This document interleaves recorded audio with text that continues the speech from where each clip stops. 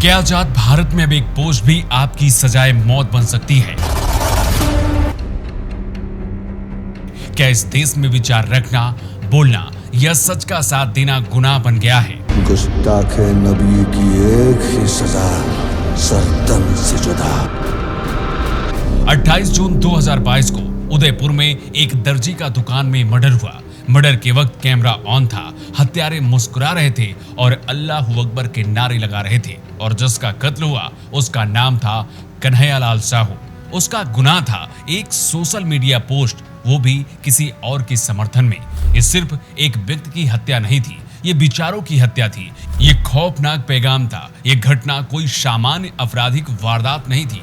ये एक सोच, एक चेतावनी और एक कट्टरपंथी एजेंडे का हिस्सा थी, जो बताता है कि अगर तुम एक विचार का समर्थन नहीं करोगे तो तुम्हारा गला काट दिया जाएगा। ये एक आतंकवादी सोच का विस्तार था, जो डराओ, चुप कराओ और दबाव की नीति पर चलता है।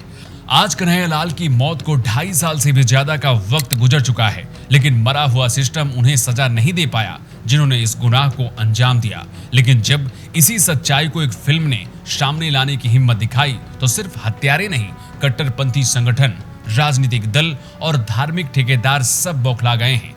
धमकियां दी गई, अदालत में याचिका डाली गई, मुस्लिम संगठन सुप्रीम कोर्ट तक पहुंच गए, ये कहने कि फिल्म धार्मिक भावनाओं को आहत करती है। सवाल ये है कि क्या धार्मिक भावनाएं सिर्फ एक समुदाय की होती हैं?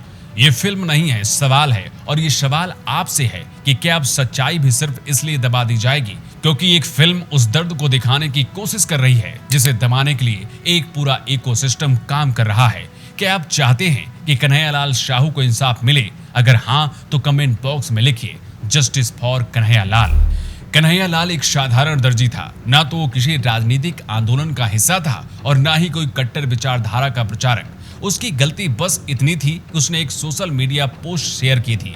ना तो उसने कोई भड़काऊ नारा दिया था, ना हिंसा को उकसाया था, लेकिन उसकी हत्या ऐसी की गई जैसे वो किसी युद्ध का दुश्मन सिपाही हो। कैमरे के सामने प्लानिंग के साथ, बर्बरता के साथ, बड़ी ही बेरहमी से उसका मर्डर कर दिया गया। इस मर्डर का मकसद केवल एक व्यक्ति की जान लेना नहीं था, इसका मकसद था बाकी समाज को संदेश देना। संदेश ये कि जो हमारे खिलाफ बोलेगा उसका भी यही हश्र होगा जो आज कन्हैयालाल का हुआ है। जब कन्हैयालाल का गला रेता गया तब किसी इस्लामिक संगठन या मौलवी ने ना तो इस घटना की निंदा की और ना ही पीड़ित परिवार के लिए आवाज उठाई। आज जब कन्हैयालाल के दर्द पर एक फिल्म बनी है तो दिल्ली हाई कोर्ट ने ये कहकर इस पर रोक लगा दिया कि इससे माहौल बिगड़ सकता है। यहाँ गौर करने वाली बात यह है कि ये सब फिल्म रिलीज के कुछ ही हफ्तों में हुआ। केस फाइल हुआ, सुनवाई हुई और उस फिल्म पर रोक भी लगा दी गई।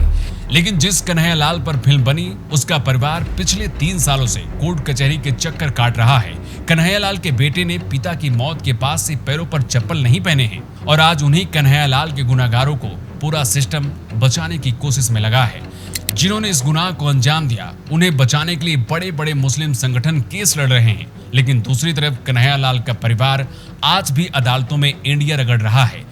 जिस रियाज अख्तरी और गौस मोहम्मद ने इस वारदात को अंजाम दिया उनकी संपर्क पाकिस्तान के इस्लामिक संगठनों से थे।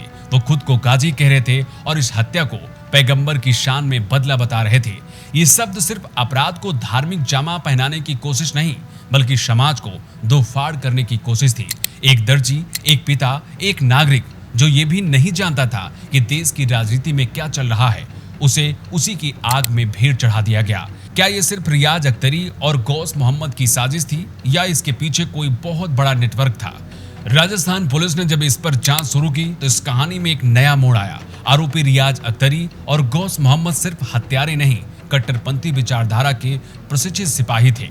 एनआईए की जांच रिपोर्ट ये कहती है कि इस हत्या की प्रेरणा और योजना का स्रोत पाकिस्तान स्थित दावते इस्लामी संगठन था। यानी ये हत्या सिर्फ एक गुस्से का नतीजा नहीं थी, ये एक प्रशिक्षित धार्मिक आतंक का हिस्सा थी जिसकी जड़ें सीमाओं के पार थी। जांच में एक बात और साफ हुई है कि यह हत्या सिर्फ कन्हैयालाल के खिलाफ नहीं थी, ये भारत में डर स्थापित करने का प्रयास था। ये सिर्फ 2 कट्टर दिमागों की हरकत नहीं थी, ये एक मानसिक युद्ध था जिसमें लक्ष्य था भारत के बहुसंख्यक समाज को चुप कराना, यानी उन्हें डराने की कोशिश करना।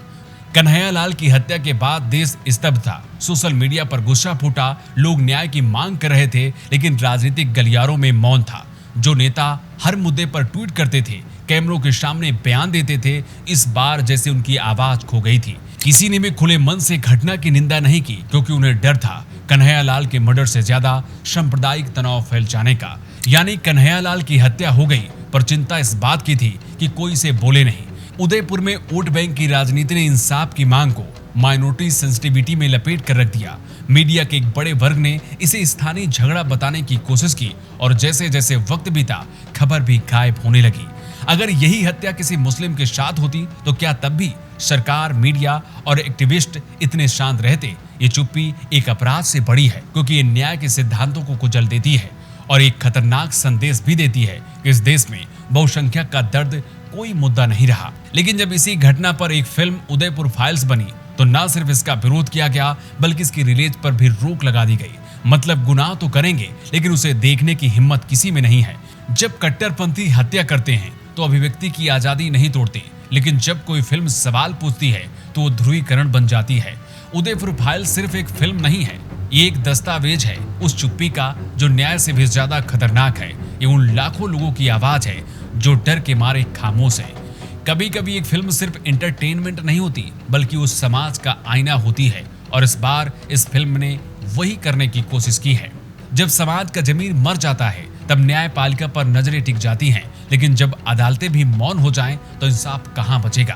कन्हैयालाल की हत्या के बाद अदालतों की प्रतिक्रिया स्पष्ट नहीं थी, लेकिन जब दिल्ली हाई कोर्ट में मुस्लिम संगठनों ने उदयपुर फाइल्स के खिलाफ याचिका लगाई और ये कहा कि ये फिल्म धार्मिक भावनाओं को भड़काती है, भारत की छवि को नुकसान पहुंचा सकती है, तो इसकी रिलीज पर रोक लगा दिया गया। जिन्होंने एक मासूम का गला काटा, उसके खिलाफ कपिल सिब्बल जैसे वकील खड़े कर दिए गए, और जिनकी गर्दन गई वो बस एक खबर बनकर रह गए। ये दोहरी संवेदना है जो भारत के न्यायिक और सामाजिक ताने बाने को खोखला करती जा रही है। कन्हैयालाल अब इस दुनिया में नहीं है, लेकिन क्या हम ये सुनिश्चित कर सकते हैं कि कोई और दर्जी, कोई और आम आदमी ऐसी मौत का शिकार न बने? ये सवाल सिर्फ सरकार से नहीं है, हम सबसे भी है कि क्या हम विचारों की आजादी को बचा सकते हैं? क्या हम हत्यारों को फांसी दिला सकते हैं? उदयपुर फाइल्स एक शुरुआत है, बहस की, आत्मचिंतन की, लेकिन इस फिल्म के बाहर असली लड़ाई है लोकतंत्र को बनाए रखने की। कभी कभी एक हत्या सिर्फ हत्या नहीं होती, वो पूरे समाज का पोस्टमार्टम बन जाती है, और आज यही कन्हैयालाल के साथ हुआ है।